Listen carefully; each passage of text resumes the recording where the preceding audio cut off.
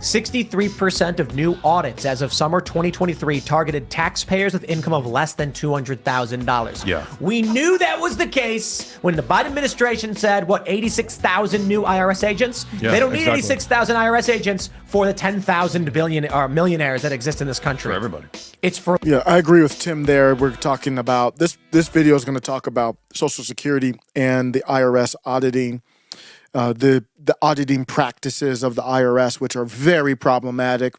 And we have Republicans or MAGA even in the House in D.C. who pretend. It's like, hold me back. I've talked about this. I don't even know if they still do their show. Jalen and Jacoby used to do this basketball show. Great show. Oh, man, they were so good back in the day. And they would talk about the basketball players who didn't want to fight. But you could look like a tough guy on the court because everybody would hold you back. So they would call these guys who, let me go get him. Let me go get him. Hold me back. And they're kind of like, wait, is somebody going to come in and hold me back? I really don't want to fight. They're not like those hockey players. I saw a clip from, I don't even know who it was. They had beef because somebody got taken out the game before they played, these two teams. If you're a hockey fan, you probably know this. I just saw this clip randomly. They dropped the puck, and all 5 people on the floor start swinging at each other. That I've never seen that before. That was crazy. But the guys, the people who pretend to be against this, they're not really against this. They're not really there fighting for you and I. They're there to pretend like they're fighting for you and I. If they were fighting for you and I, they would say, I'm not passing any omnibus. I'm not going to fund the government spending. We got some basic things that are a no-go. That's what Matt Gaetz going after Kevin McCarthy was supposed to be about, and we're not in that place. So Tim Pool talks about it. Now, with the 80-something thousand IRS agents, actually, we talked about that way back in the day with No Spoon podcast, Jay from No Spoon podcast, but about whenever that was like 2 years ago now, probably. It's not directly there, but I agree with Tim, absolutely. Because right now they haven't hired the 80,000 yet. They haven't even hired. I read the Wall Street Journal article that broke, I think it was the one that broke this story. And they said to the effect, just to add some context into this, that it was only 36 agents in the revenue department that were added. But it doesn't change the point. I mean, the point still stands that it's problematic. I mean, there's no questioning that. I'm not trying to doubt that. The actual quote from the article here, this article said that, this is from the Wall Street Journal, and I have it on another screen here. They said that even though that there was 80,000 that were going to be hired, that there was an influx of 86,000 that were going to be hired. Let me give you a quote from the article. TIGTA reports that revenue agent recruitment is far below the agency's target, and it hired only 34 in the first 6 months of its expansion, according to trade publication Government Executive. So it could have been, it's probably more than that at this point, but the revenue agent recruitment is below the target. So they are trying to get to their target. Some of that 86,000 is going to go there, and I agree with it, but just to add that context, the government, I'm going to play a little bit more of this video here. I think there's a lot going on, and it's not just government trying to collect money. Let's keep this conversation going. For the rest of you. It's because they don't like the fact that you paid your cleaners in cash. Mm-hmm. They don't like the fact that you gave your buddy $100. It's bigger than that, though. Let's be clear. I'll talk about it's bigger than just that.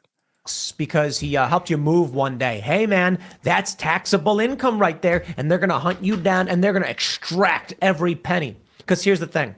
They don't want to go after the rich people. That was never the plan. Yep. When the IRS audits a billionaire, he throws a chunk of $1 million at a lawyer and says, deal with it. Tell me what I owe. The lawyers push back. They argue. They go back and forth. And the IRS goes, oh, it's so annoying. Mm-hmm. So annoying.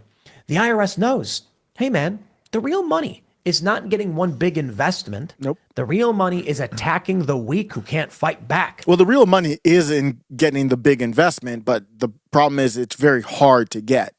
Not hard to get from you and I, where you're gonna retain a lawyer. If the IRS sends you a letter, they talk about this, you owe 1,000 more, 100 more, 500 more. What are you gonna retain a lawyer for at that amount? So what is the IRS doing? The IRS knows that if they send you a letter in the mail that says you owe us $100, what are you going to do about it? You're going to hire a lawyer? Yeah, right.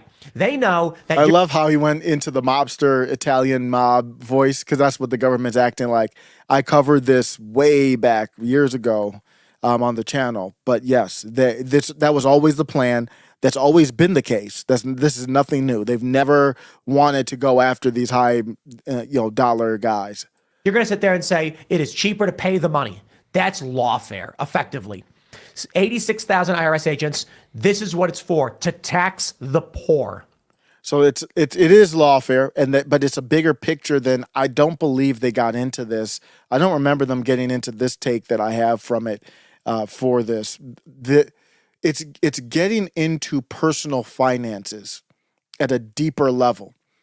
And the scary thing is, and I don't want to be scared, but the concerning thing is, so let me not even use that word. Even it's okay to be scared, but it's just like you don't want to go to the dark side. The fear leads you down to a dark path. The thing is that they have been doing selective persecution all along. This was going back during the Obama years, and it's gotten worse now. Obviously, you see with Trump and the federal government. They could very easily, there's nothing we could do. There's absolutely nothing we could do to ensure that they won't go down the list and see, oh, was this a J6er? How much data does the government have from J6ers? Friend of show, Iggy. Iggy was involved in J6, and he's off parole right now. Congrats to that bro. It looks like he's completely clean from it. He had an amazing live, his first live that he could actually talk about this stuff. And he was just sitting down and talking. And it was just the most fantastic. Call me ignorant, go support him. We're actually going to do a weekly Monday. If you're watching this on Monday, I'm doing this late night Sunday, so you probably are. On Monday, we're going to do a weekly Rumble. Go to middlemaga.com, put your email in.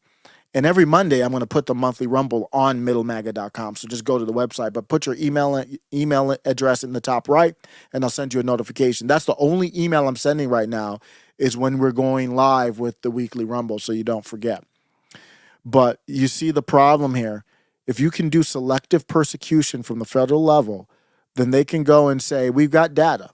They can get data from anywhere. Who knows where they're getting the data from? If they hide behind national security, they could just scrape data from Google and X. They could be scraping data from YouTube right now and say, wait, this bro's talking against us? Okay, let's go ahead and audit him real quick. It could happen. It could happen to Tim. It could happen to anybody. And then somebody who's not really a threat, they could prioritize the people who they think are their political enemies. That's what's been happening this whole time. This is what we've been saying. The lawfare that you see with President Trump, when Trump said it, he had a great rally. Man, that New Jersey rally was off the chain. It was probably his best rally ever. It was that good. The Hannibal Lecter rally is what I'll call it now. I don't know if it was 80,000 people. The news they were saying 100,000 people in a blue state. But who cares what the exact, was it 50, 40, 30? It was a lot of people. Nobody else in this country politically, not Gavin Newsom, nobody can pull like that. They couldn't even pay people to pull like that. So, when he said that at the rally, he said the classic line in a different way. They really are going after you. I'm just the face. It's not even I'm in the way. I represent all of you. So what they're doing to Donald Trump, that's why I'm very angry. And if you are a populist left or a leftist or a libertarian, or Bill Maher said, I represent the middle. Ugh. And the name of the channel is Middle MAGA. You'd be like, wait, why? It's a bad name. I'm not going to lie. I'm not rebranding it, but I have to explain. I'm digressing. I'm going to tie it back to why you should care about Trump. Middle MAGA, because I will agree with Jimmy Dore, Kim Iverson, Nico House, even Revolutionary Blackout Network, and Rome Bethea and them. I agree with them on a lot of stuff. Craig Post, Fiorella, Isabel. But then I'll also agree with Steve Bannon, Donald Trump, Laura Loomer, everybody, and a lot of people that you might say are in the populist right. So I kind of probably should have had a better term for that. I'm not in the middle. I'm kind of like wherever I need to be. But with going after Donald Trump, why would you care? Well, no matter if you're a libertarian, left, right, wherever you are, just a noob, you should care because they're going to do it to you. You don't think they're going to do selective persecution against their political enemies in every walk of life? So Tim's talking about the $100. Bro, it's deeper than that. It's like they can go after the $100, $1,000 for specifically their political enemies. What would stop them from doing that? Obama did that. Remember, Obama audited the conservative groups. White House under fire on several fronts as the president struggles to get traction for his second term. The latest headache, revelations that the IRS has been targeting conservative groups like the Tea Party for extra scrutiny. ABC's chief White House correspondent John Carl has latest on that. And John, you've dug up some information overnight that this targeting began even earlier than we thought.